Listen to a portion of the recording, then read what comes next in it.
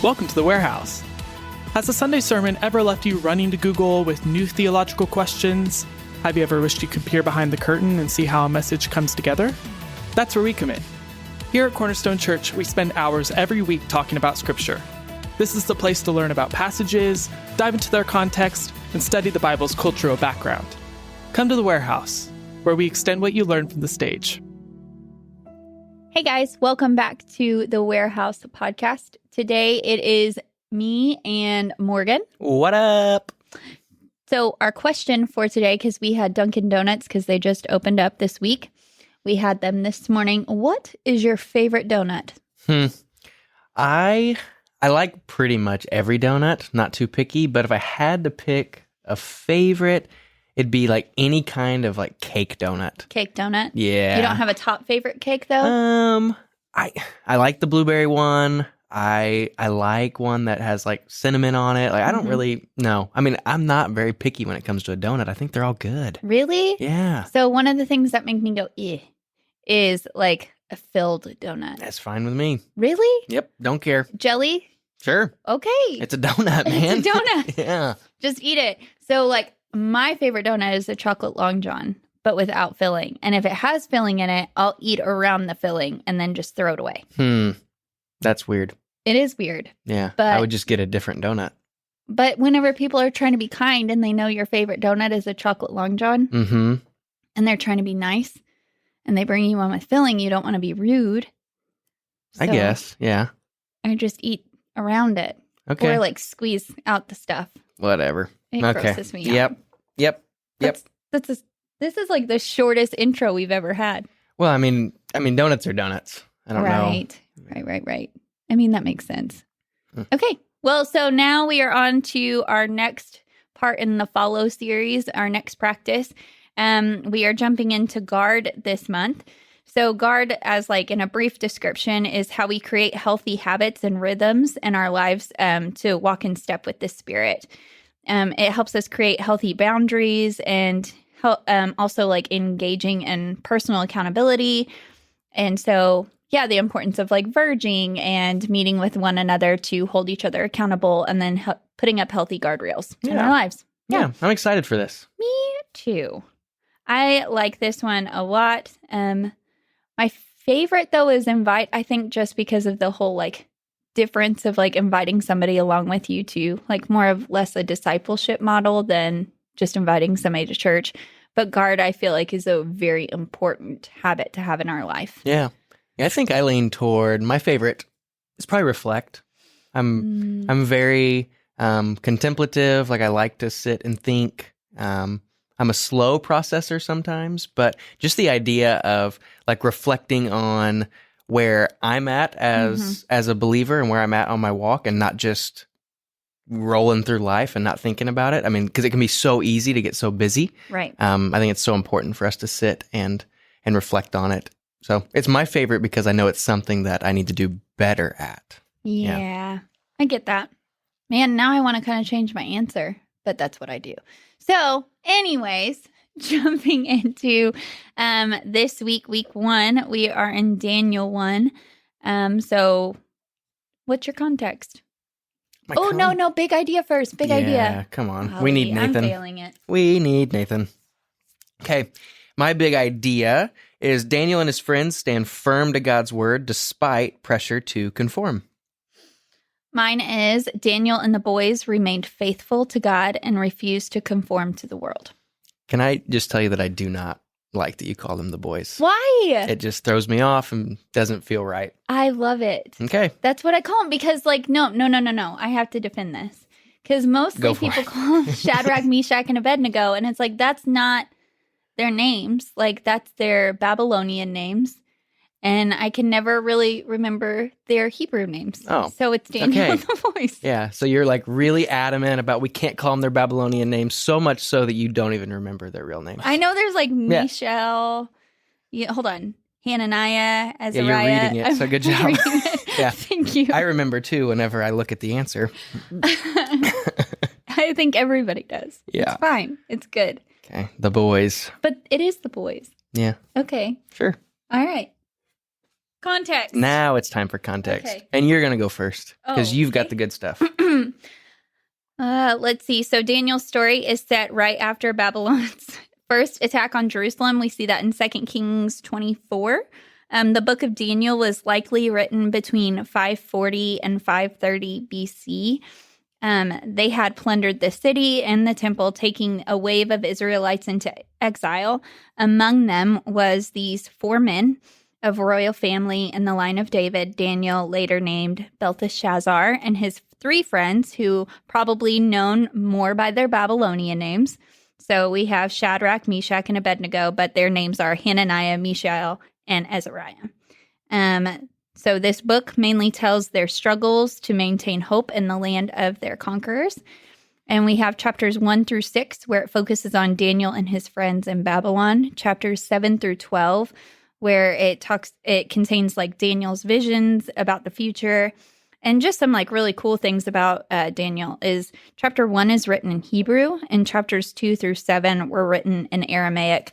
And then chapters 8 through 12 go back to Hebrew. I just think it's really neat, cool. Like how it's like kind of sectioned up like that. Oh, and another fun thing that I like kind of pictured this go around of studying Daniel was how similar Daniel and Joseph were.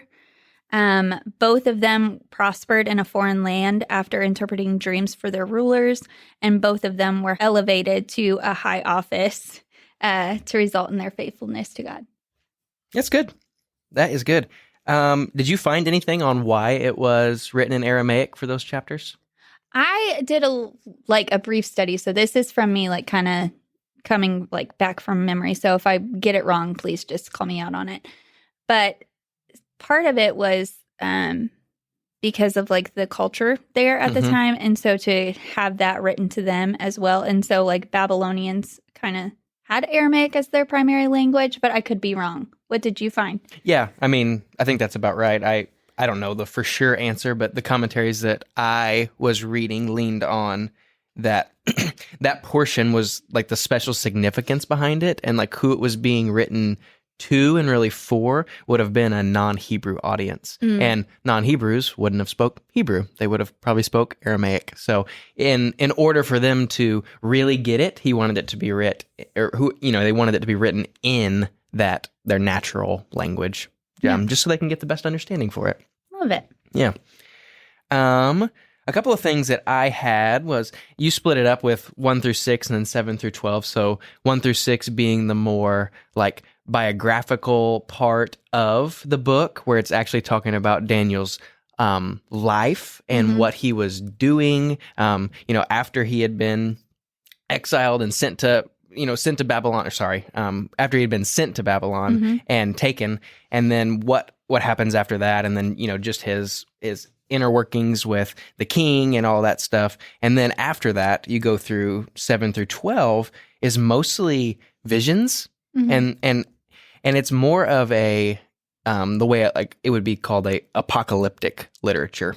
So it's not the whole entire book isn't considered apocalyptic literature, but the big chunk of it at the end is. And the meaning behind that is it's like similar to what you would see in Revelation.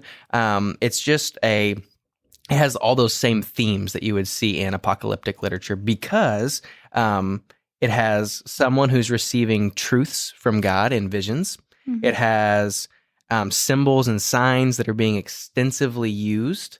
And then it also has this like special revelation that's being concerned with like God's plan and his future for like the people of Israel. So all of those things wrapped in there, you get to see that 7 through 12 is actually not necessarily like following some chronological order or anything. It's just visions and dreams and things that Daniel had, and then they're kind of being just like presented as, hey, here is like what God has given Daniel to be able to tell either the king or just to tell about Israel. Yeah, that's good. All right. Do you have anything else for big context? I don't think so. Big picture wise. No. Nope. Okay. Moving into like more immediate context. So we have in the So we're in chapter 1. So in verse 1 is part of the immediate context. It says, in the 3rd year of the reign of Jehoiakim, king of Judah, Nebuchadnezzar, king of Babylon, came to Jerusalem and besieged it. And the Lord gave Jehoiakim, king of Judah, into his hand, with some of the vessels of the house of God. And he brought them to the land of Shinar, to the house of his God, and placed the vessels in the treasury of his God. So, like, this is considered immediate context, but it's also a part of the text that we'll be studying today. The reason why it's considered immediate context is because it's setting up the stage for verse 3 and on. So, in the 3rd year of the reign of Jehoiakim, so this would have been around 605 BC. Jehoiakim did wrong in God's eyes. So we see that in 2 Kings 23:37. And due to Judah's continuous sin, God let Babylon's king Nebuchadnezzar capture and enslave them. Jehoiakim was taken to Babylon in chains. We see that in 2 Kings 24:1 and 2 Chronicles 36:6. Daniel and his friends were also taken at the time. And Jehoiakim returned to Jerusalem later, but served as King Nebi's for 3 years and paid him tribute. Oh, my goodness. The nicknames. It's fine. King Nebi. I love it. King Nebi. Yeah, it works. Did you have a note? So here we have 3rd year reign, but was it in, it's in another, is it in Jeremiah? Yeah, Jeremiah. 2nd year. Yep. Or 4th, right?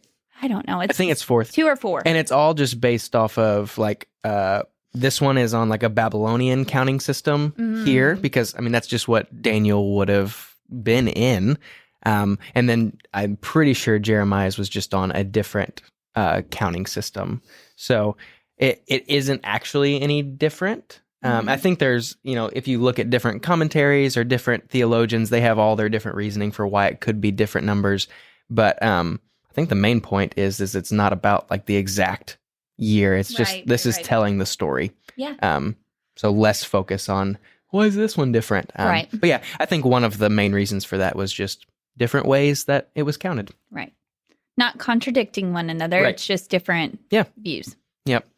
And then one of the things about verses 1 and 2 that I think is so important for like the context of the entire book is within that there's like 2 themes that are presented that run through the entire book of Daniel. And one is Babylon versus Jerusalem. So you see Babylon besieging Judah. And I mean, it's the city of the world versus the city of God. And you see that all throughout, not only the book of Daniel, but I mean, that's through the story of the Bible. Yeah, we see it all the way until the very end. Yeah. And then the second theme is, and this one is to me maybe not the most important, but for me it stuck out the most, is that line of the Lord gave Jehoiakim into his hand. So you get to see this theme of God's sovereignty, that God he has authority over everything, over kings, over nations, over rulers, whatever it is. And, looking at it, in one view, someone might say, Nebuchadnezzar just took him over and, just a better king, or he, planned it right, or whatever it may be. But you see in here, it says the Lord gave him over. So I just think it's important to note that, because as you go through not only the book of Daniel, but just this first chapter, you see countless times of the Lord did, the Lord did, the Lord did. Yeah, I think isn't there 3 times where we have the Lord gave? It's Lord gave in verse 2, the Lord gave, or God gave in verse 9, and then God gave in verse 17. Yep. So it's just that constant reminder of like, hey, this is because God's sovereignty. This isn't out of his control or spectrum. Yep. So King Nebuchadnezzar, or as I like to call him, King Neb or King Nebi, he ruled in Babylon from 605 to 562 BC. He's known as the greatest Babylonian king and built the Hanging Gardens of Babylon. He's mentioned about 90 times in the Bible, mostly in the book of Daniel, where he appears as the main character alongside Daniel from chapters 1 through 4. So he was like a great ruler. Yeah. Because he is known for just dominating. Yeah. Like what he... Yeah, I think in even like extra biblical texts where you see any kind of mention of King Nebuchadnezzar, I mean, it is always talked about as he was the greatest king that Babylon ever had. Yeah. It's crazy. Okay. Do you have anything else from verses 1 through 2? No, I do not. The only, I don't have a note on it, but something that just is kind of sticking out, and I think we kind of mentioned it a little bit next to Jesus, but Jehoiakim, king of Judah, into his hand with some of the vessels of the house of God and brought them to the land of Shinar. So how King Neb is taking these things out of the temple and bringing him into his own like temple. Yeah. So it's totally degrading our God. Yes. Yeah. In light of his. So. Yeah. And just so there's no confusion, the word Shinar there isn't something different. It's just an ancient name for Babylon. So it can be a little bit confusing of like, okay, so king of Babylon comes in, takes this, brings it here. Why do you take it there? It's just another word for the same exact place. Good point. Yeah. I don't think I got that. Good job. Yeah, I got you. Thank you. All right. You want to read verses 3 through 7? Yeah, sure. I do. Yes. I just have to pull it up. No, I'm just kidding. It's right here. Okay. Then the king commanded Ashpenaz, his chief eunuch, to bring some of the people of Israel, both of the royal family and of the nobility, youths without blemish, of good appearance and skillful in all wisdom, endowed with knowledge, understanding, learning, and competent to stand in the king's palace, and to teach them the literature and language of the Chaldeans. How far do you want me to read? All the way to 7. Okay. The king assigned them a daily portion of the food that the king ate and of the wine that he drank. They were to be educated for 3 years, and at the end of that time, they were to stand before the king. Among these were Daniel, Hananiah, Mishael, and Azariah of the tribe of Judah. And the chief of the eunuchs gave them names. Daniel he called Belteshazzar. Hananiah he called Shadrach. Mishael he called Meshach. And Azariah he called Abednego. Hey! Nice. I wanted you to read it because of the names. I got a little nervous whenever I looked down, yeah. But I think I did great. The chief eunuch's prideful. name is the one that gets me. Yeah. Ashpenaz. Yeah. Did I say it right? I mean, say it with confidence and it's always right? Yes! It's the confidence part that's hard for me. Okay. Yeah. Okay, so verse 3 kind of setting more of a context. So we have these boys who are being taken from their family. Some commentators that I read said they were about the age of 14. This is a high impressionable time within our youth. I mean, Morgan, you work with students. So you could agree. Absolutely. I mean, somebody made a comment next to Jesus. They were like, well, my 14-year-old doesn't listen to what I say. And I was like, well, they listen to what the world says. So they are very impressionable. It just may not be the right people that they're taking the impression from. Right. But yeah, I mean, 14 is one of those ages where it's like, man, they're taking everything in. They want to be like the people around them. Yeah. And so, this is a pivotal time in a young man's life where he's being taken to a completely new place. And then they're also trying to stand on their own and figure out who they are as a person. Right. So here we have being isolated from their homeland, taken away from their family and friends. This would have been an extremely traumatic event for them. This could open up a whole different type of vulnerability that never would have been there, and make them more open to new ideas and increasing the risk of them abandoning their faith and leaning towards Babylon's worldview. Yeah. This is stripping them away from everything that they would have known and placing them in a place where it's oh man, I just want to push the red button. Yeah, absolutely. Yeah, this is an interesting thing that's happening here where they're taking, and it's very specific, the people and the types of people that are being brought to Babylon. And it's not just any of the young men. It's not just, hey, bring over some young men so they can come and help or do this or do that. It was the natural leaders, the ones who were from royal family, who were from nobility. They'd already probably demonstrated some intellectual advancement. And they wanted to, and what King Nebi wanted to do was to re-educate and almost do this reprogramming of who they were as believers, as and in their past, and just completely shift the things they already knew and turn them into something else.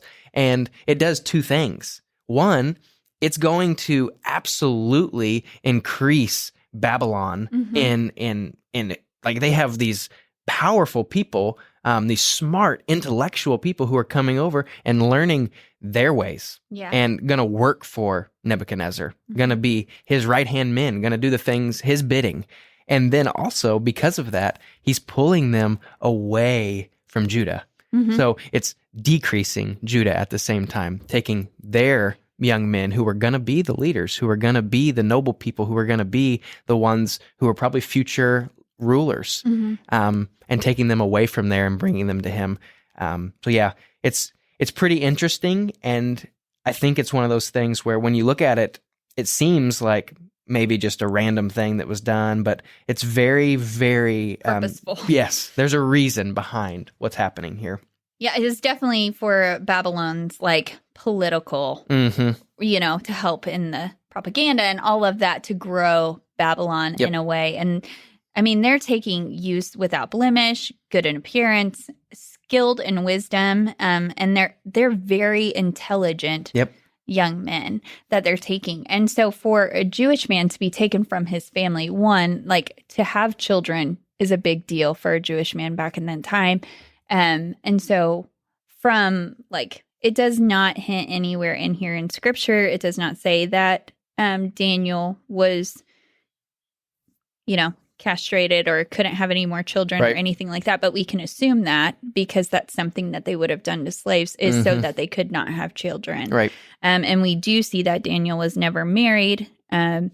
So that's another big thing. It's like he's making it where these intelligent men cannot reproduce and have more children. So that's another strike at Judah. Yeah. So I thought, man, that's crazy. No, it is. It's very crazy. I think of, and I can't think of like a specific group or family or anything from like the United States, but just if you thought of like the valedictorians, like they take all of the smartest and the people who are going to go to, either D1 athletes or maybe even think like they're going to go to Harvard and like all of those who got accepted in there, and they take them away and say, nope, that's not for you guys anymore. They're coming to us. And that would be, in the long run, would be debilitating to a nation. Yeah. I've been watching Young Sheldon lately. So I'm thinking of like the Sheldons being That's about to end.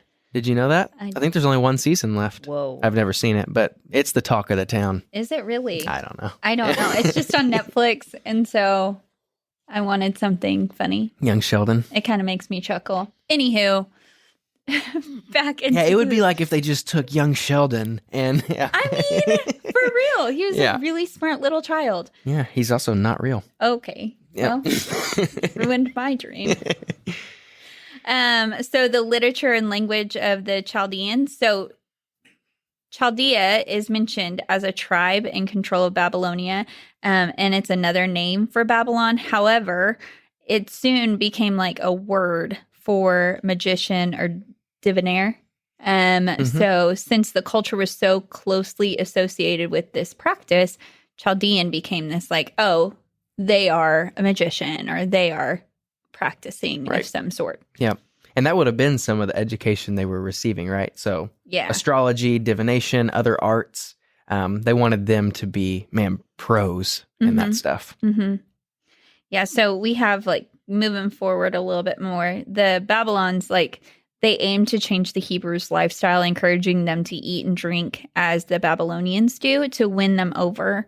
And so after the 3 years, they would stand and face the king for like a final examination. Yeah. And in this, like, man, if you're living this lifestyle where you get to eat and drink and do whatever you basically want to do, most, like I want to say, like not being strong and rooted in the faith of God, like would tend to be like, man, why wouldn't I want to do these things? Absolutely. It's freeing, or to them, it looks freeing. Yeah. And I mean, just the temptation of it. You are away from your people. You're away from the people who would hold you accountable. You're alone. They're young. And they're being presented, good living conditions, good food, social prestige in exchange for loyalty to the king. it would be pretty hard for most people to say, I'm not going to participate in that. Right. Yeah, I mean, even just the idea of like the culture of that time to have the same food and wine that was prepared for the king or the same stuff that he was going to have, I mean, that's like an honor. That's a special, special honor. So it wasn't like they took these people from Judah and were treating them poorly. I mean, they were like saying, hey, we're going to treat you like the best of the best. All you have to do, study our stuff and then be loyal to the king. I mean, that would have been a tough, tough place to be in to say no to. Right. I'm like thinking too, I'm like, there's so much within today, like not to the extreme of what's going on with these boys, but in today's culture, there are things that we have to deny ourselves as believers. Absolutely. And anyways, the names. Yes. Yeah. So one of the things that my computer is just spazzing. I apologize. No, it's typing random things. It's moving randomly. It scrolls up and down. So whatever. I'm just going to go off the top and no notes. But Daniel and his friends, so they have their Hebrew boys. names. Yeah, the boys. Sorry. Yep. And now I don't know what my computer is doing at all. I just pulled up something random again. Cool. I'm just going to shut it off, I guess. Do you want me to talk about Daniel and the boys? No, I know what I need to say. It's actually just distracting and annoying more than anything. But so Daniel and his friends, the boys, whatever you want to call them, they have their Hebrew names, and Hebrew names all have like really special significance. And I think it's something that, so like Daniel meant God is my judge. Hananiah meant Yahweh has been gracious.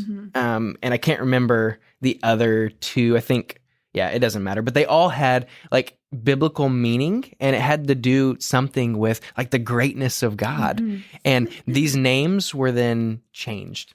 And it was kind of like the last straw of you are no longer who you were. Yeah. You are who we're going to make you. And they named them after, like Babylonian gods, completely like in the face of what their names were in the past. And one of the things that popped into my head as I was reading this and just the significance of names is, and this isn't like a direct parallel, but I just thought it was cool. Like when Jesus changed somebody's name, it was always good. And then here, when their names are changed, it's demeaning. And just like the special thing of like, just because it's a name change doesn't mean it's bad. Right. But when God does it, man, he's doing it for his glory. And whenever the Babylonians are doing it, it is completely like just defacing who they are as believers. Wow, I didn't think of that early, like whenever we were studying this before. Like we do see in scripture where God changes the name of his followers. Yeah. I mean, Abraham. Yeah, I mean, we don't need to go on all of that, but I didn't think of that. It's good. All right, I'm going to read, because your computer's wigging out over there. I'm going to do verses 8 through 10. Does that work for you? Yep. Okay. But Daniel resolved that he would not defile himself with the king's food or with the wine that he drank. Therefore, he asked the chief of the eunuchs to allow him not to defile himself. And God gave Daniel favor and compassion in sight of the chief of the eunuchs. And the chief of the eunuchs said to Daniel, I fear my lord the king, who assigned your food and your drink. For why should he see that you were in worse condition than the youths who are of your own age? So you would endanger my head with the king. So right there we have that food that they're going to be given. And so there's an ask from Daniel of, hey, I don't want to defile myself. So you see that twice in there. Daniel's decided he doesn't want to defile himself, and he's going to ask, like, hey, please don't let me defile myself by eating this food. So then that presents the question, what about this food would defile him? And we can only assume. We don't know for sure. I mean, you can see from food laws and that kind of thing what could possibly be the reason why. And I think that a good explanation could be that the food was probably sacrificed to idols, right? And it was unclean food. And in doing that, he would have been made ritually impure. But not only that, like it just would have been like throwing it in the face of God. Of like, I don't need to listen to you. I know you've given me these rules and these laws, but I'm not going to listen to that because I'm here now. So Daniel's showing just an extreme amount of like very careful with the decisions that he's making, that he doesn't want to defile himself and he doesn't want to disobey God. Yeah, that's like the big point of pulling this out. Like, we don't know the why, Right. but we know that he's saying to not allow it to defile him. Yep. So we know it's something really big. And so we see Daniel stand up and shared his faith and convictions with the chief eunuch. And we can see here a little that it kind of moves him a little bit with his response of like, I fear the king who has assigned your food. Like, worse that he'd like basically lose his head if he was to allow this to happen.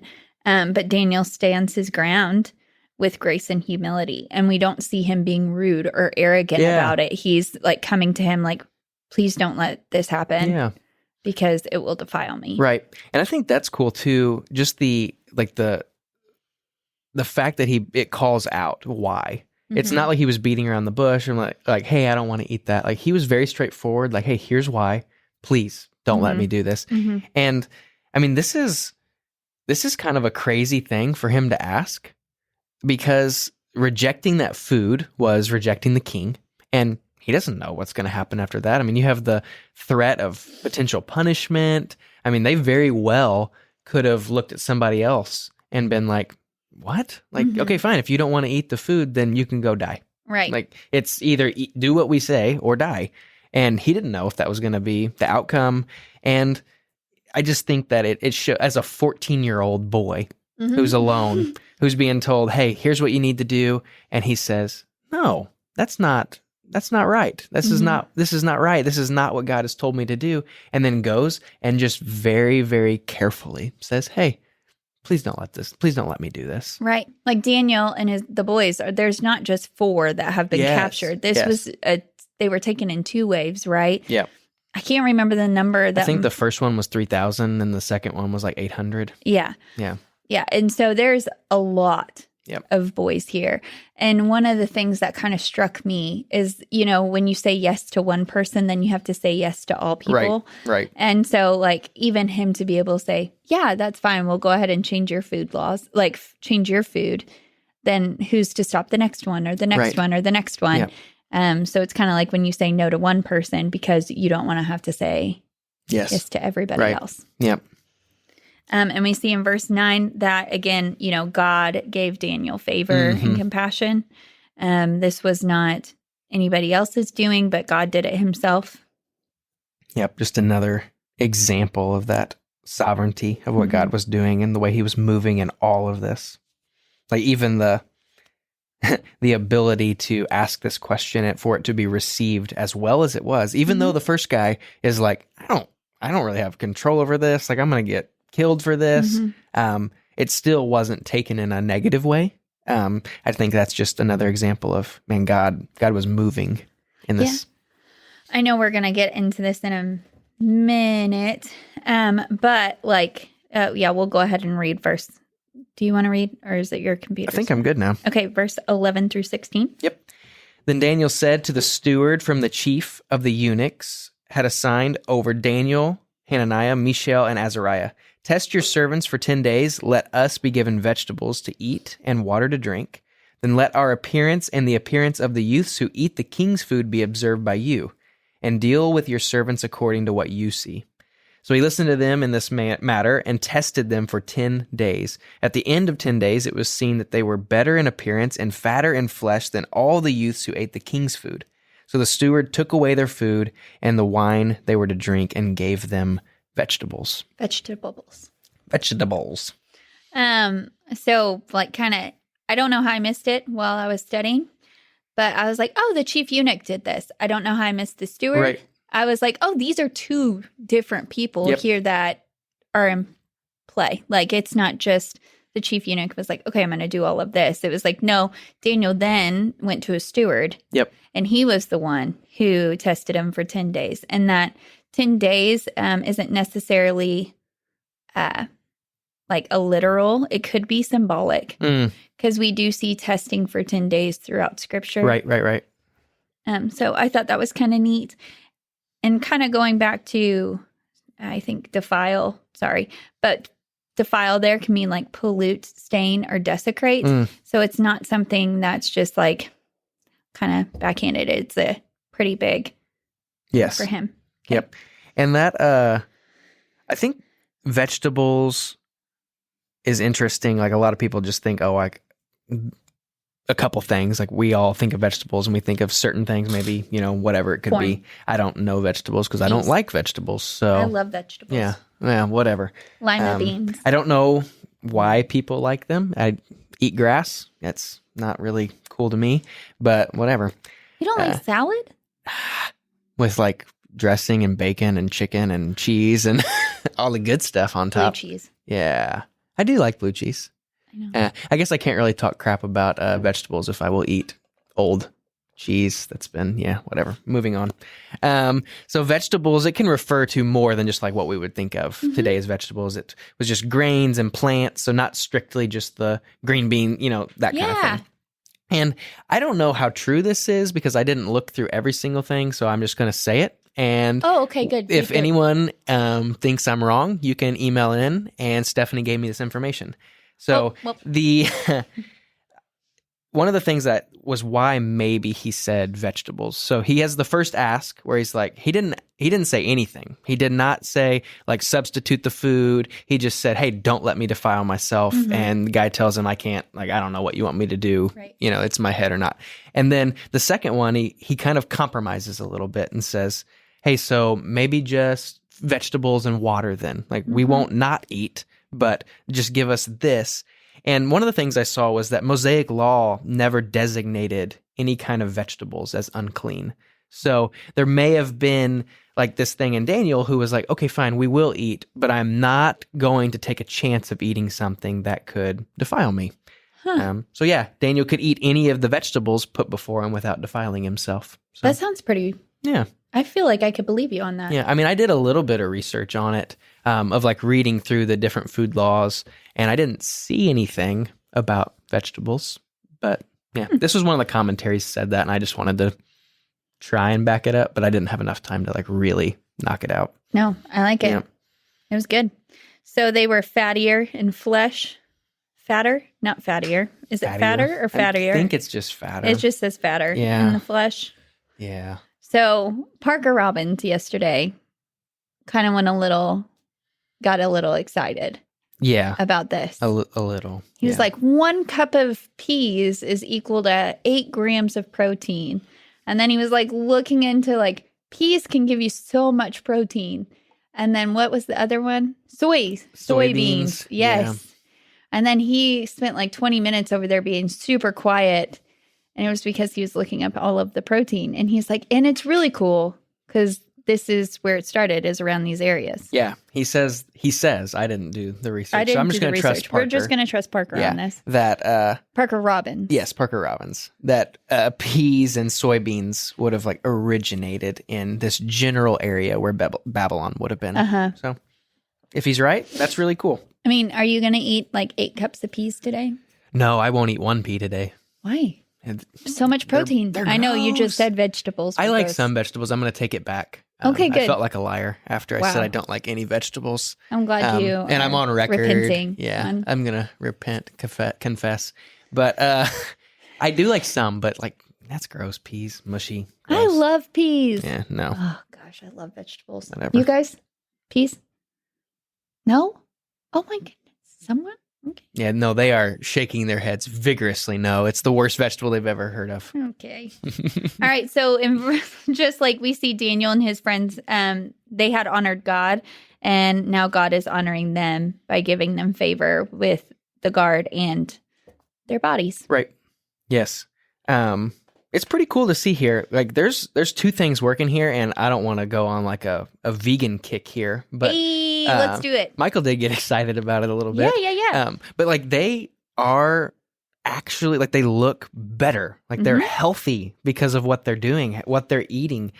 This wasn't a case of like it's like they ate something different, like some kind of different meat. Like this is vegetables only. Right. Drinking water, drinking vegetables. And it says that they looked better. They were fatter, which just refers to looking healthier. So there's something to be said about this diet and the way that it affects the body. And maybe it's the right way to do it. Listen, we've had this conversation before. I'm pretty sure we have. That we were probably meant to be vegetarians. Yeah, probably. Because of our teeth. They're not all pointy like carnivores. Yeah, I don't know. I've never done a lot of research behind it because I don't want to be proven wrong. I just want to, Back ones? What are you guys doing? Me and Parker and Nave are like pointing at our teeth. Yeah. Like, which one is it? Do you think, yes? Yeah. Which tooth is the... Which one do you think? It's just like that. Okay. No? No, yeah, that was very but we weren't, carnivorous of you. Thank you. I do love like hamburgers and steak. Yeah, and that's all what of I was that. saying. I do enjoy it. Yeah. But before the fall, like no animals, no blood would have been shed. Yeah. So they would have just been eating fruits and vegetables. Yeah. And if that's right and that's the best way to do it, I don't want to know because I love steak. Okay. Yeah. I mean, that's good. Is it? Is it? Is it? Is it? Verse 17 through 21. Did I read last or you? I did. Okay, my turn. Wait. Did you have anything else for that little section? I think the only thing, and I was just going to throw it in because it can go with both. It doesn't really matter. But one of the cool things that the commentary pulled out that I was reading, and this was just, I thought was awesome, was this isn't Daniel flippantly testing God to see if he would sustain them. So this isn't a fact or a matter of Daniel going, okay, God, let's see if this works or not. Yeah. And if you really love me, if you really care about me and you really have favor on me, then you'll sustain me through this. This was like the opposite of that. This was him faithfully and obediently serving God and trusting him to sustain them, which is two totally different things. And that's something that even us today, we can get trapped in of like, okay, God, I'm going to do this and I'm going to follow what you said. So you better hold up your end of the deal. Exactly. But what we see here is that when you obediently follow God, he does hold up his side of it. So it's not a test.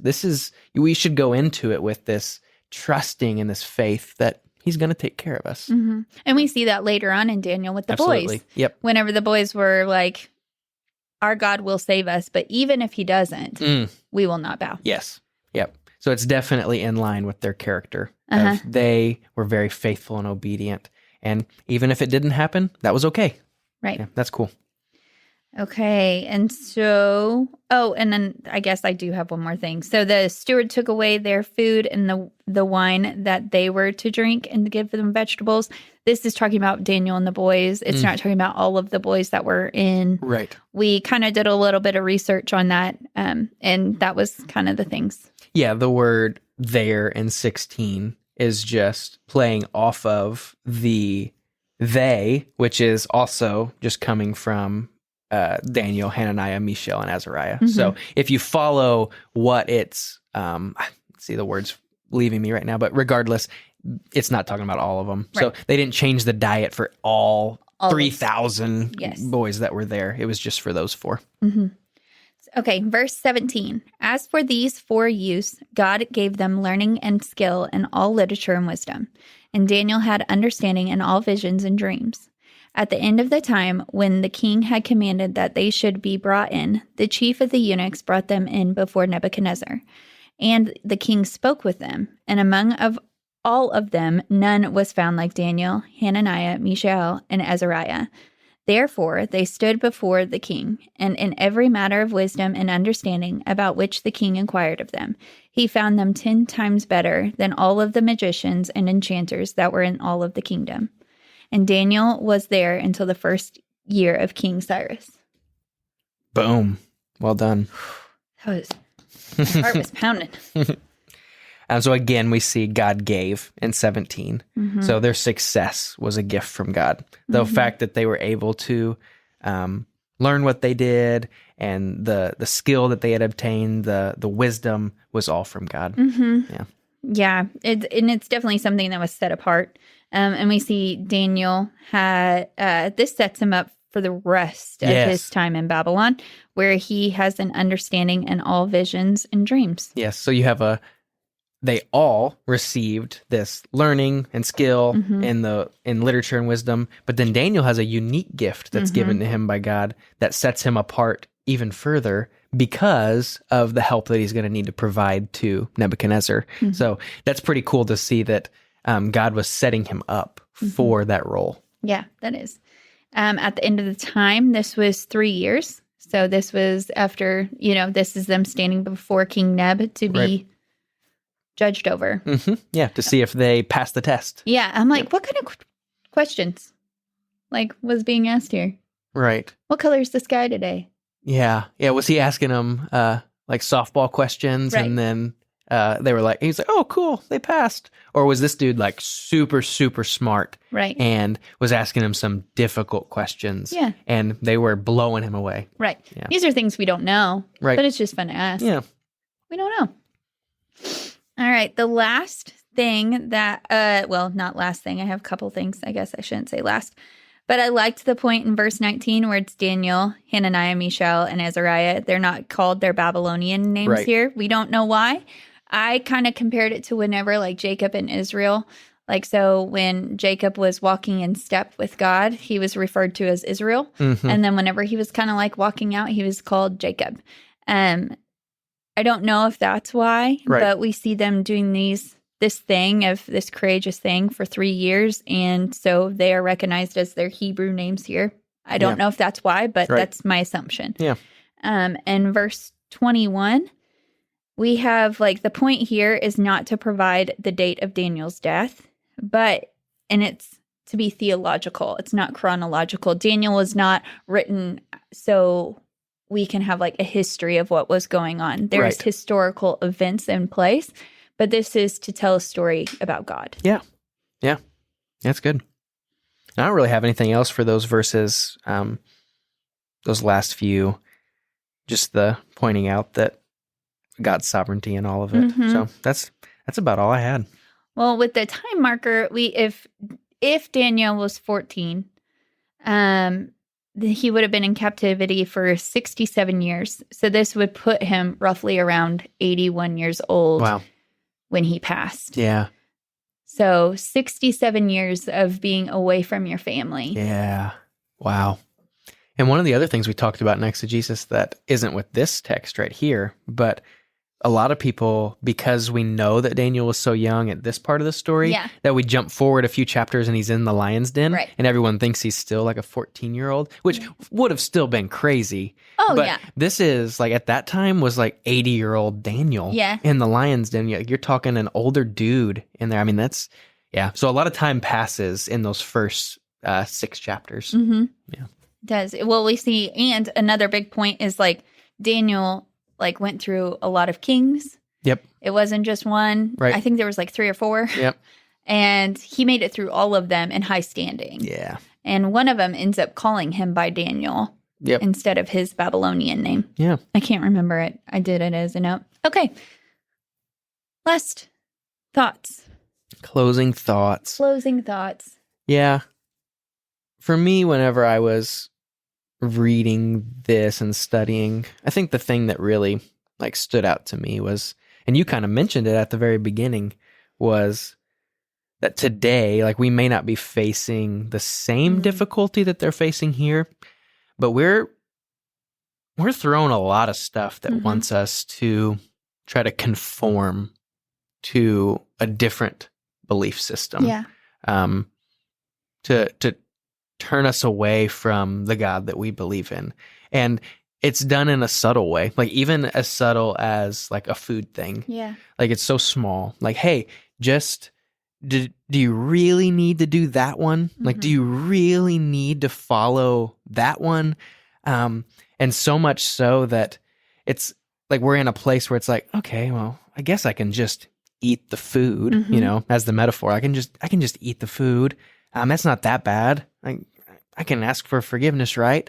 But, and it just had me thinking that, we have that in our face all the time. and we're not even in as difficult of a situation as they were. So it's inspiring to see Daniel and his friends, like, man, they stood strong in their faith and they were obedient, even though they were under fire and they were like being put under so much pressure to conform. And maybe you feel that today, like in your life, like you feel the pressure to conform at a job, at in a friend group, or wherever it might be.